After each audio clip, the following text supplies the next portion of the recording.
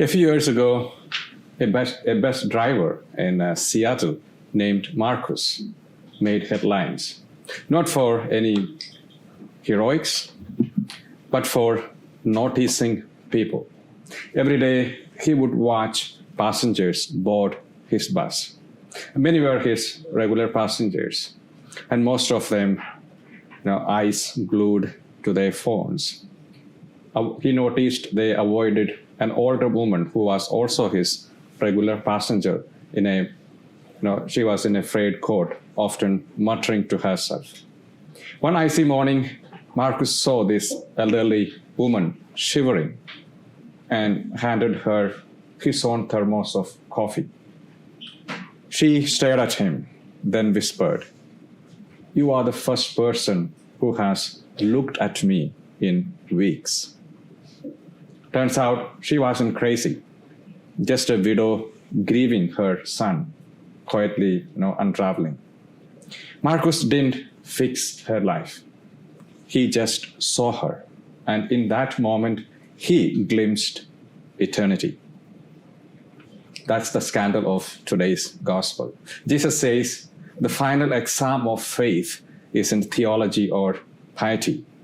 It's whether we recognize him hiding in plain sight, disguised as the people we have trained ourselves not to see.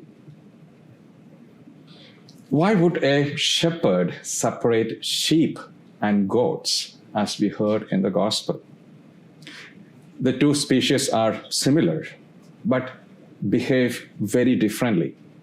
Sheep, they have a strong flocking instinct. They stick together, often grazing close to the ground. Goats, on the other hand, they are independent and curious. They like to forage and climb to find shrubs and leaves. They stray and wander off. If kept together, goats would lead some sheep astray. And Jesus' parable is jarringly simple. The sheep aren't saints or scholars.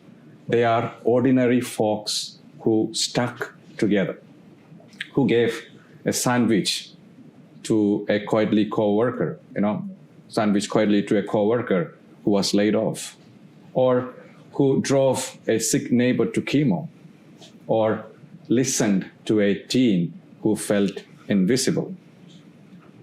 Maybe we are experts at avoidance, like the goats, curious and independent. We speed walk past the homeless veteran.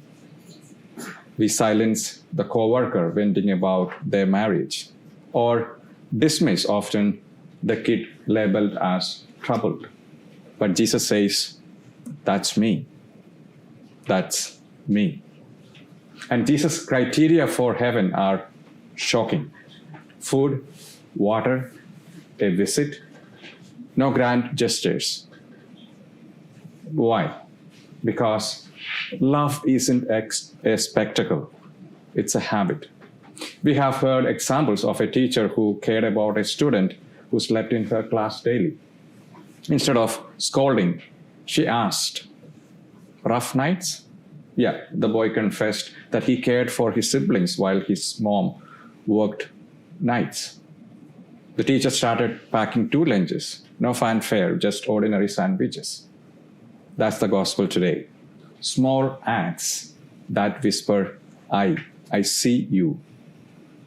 We think, we need more time, more money, more expertise. But Jesus says the kingdom is built on whatever you did, not whatever we have or had.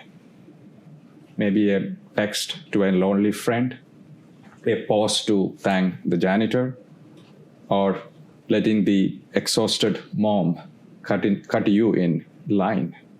And these aren't just footnotes of faith. They are the textbook. A priest friend once turned his church's food pantry into a Thanksgiving table. Same meals, but served restaurant style, with cloth, napkins, and flowers. Why? People asked him. He said, if Jesus came to dinner, we wouldn't hand him a styrofoam box.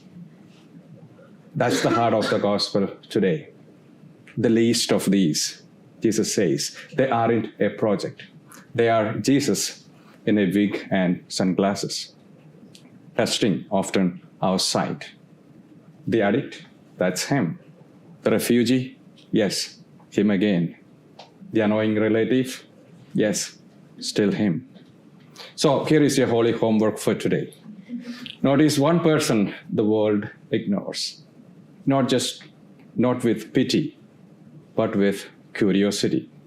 Maybe ask their name, buy their coffee, maybe sit with them in their silence. You may not change their day or life, but you will train your eyes to spot the divine in disguise. Because heaven is not a VIP lounge. It's a crowded restaurant where the only password to the Wi-Fi is, I saw you. Amen.